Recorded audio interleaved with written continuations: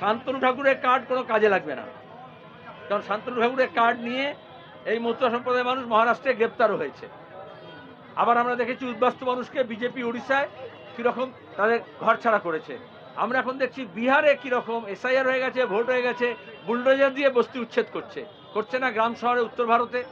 আসামে দেখিনি চরের মানুষকে কিরম উৎখাত করেছে বুলডোজার দিয়ে। তাহলে আসলে বিজেপি গরিব মানুষের বিরুদ্ধে যুদ্ধ ঘোষণা করেছে, সেই গরিব মানুষের মধ্যে মতুয়াও আছে, আর আমরা গরিব মানুষকে বাঁচানোর জন্য লড়াই করছি। সুতরাং কারুর নাম যাতে বাদ না যায় তার ব্যবস্থা আইনি পরামর্শ থেকে আরম্ভ করে সহায়তা কেন্দ্র আমরা পরিচালনা করব। বাংলা বাঁচাও যাত্রা কি ঠাকুরনগরের উদ্দেশ্যে ঠাকুরবাড়ি হয়ে যাবে? আমাদের রুটের মধ্যে ছিল না, এখান থেকে চাঁদপাড়া থেকে বনগাঁ আর স্বরূপনগর যাওয়ার কথা, কিন্তু ঠাকুরনগরের কিছু মানুষ আমাদের এখানে বললেন তাহলে একটা অংশ ঠাকুরনগরে যাচ্ছে মোটরসাইকেল নিয়ে, ওখান থেকে হয়ে যাবে। এটাই নিয়ম, বিভিন্ন জায়গায় এরকম হয় যে আমাদের এলাকায় আসুন, আমাদের পাড়ায় আসুন।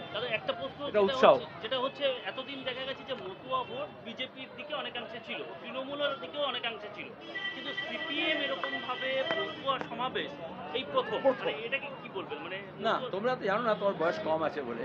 এই মতুয়া সম্প্রদায়ের মানুষ পন্থীদের সঙ্গেই ছিলেন, চিরকাল ছিলেন, কারণ সমাজ সংস্কারের তারা পক্ষে, ব্রাহ্মণ্যবাদের বিরুদ্ধে এবং শিক্ষার জন্য, ঐক্যের জন্য, সম্প্রীতির জন্য।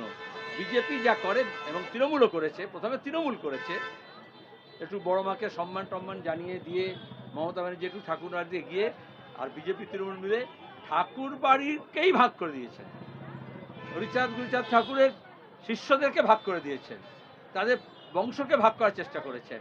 আমরা মেল করাচ্ছি, যখন আমরা ছিলাম তখন এই ভাগাভাগি ছিল না, আবার আমরা আসছি, এই ভাগাভাগি থাকবে না।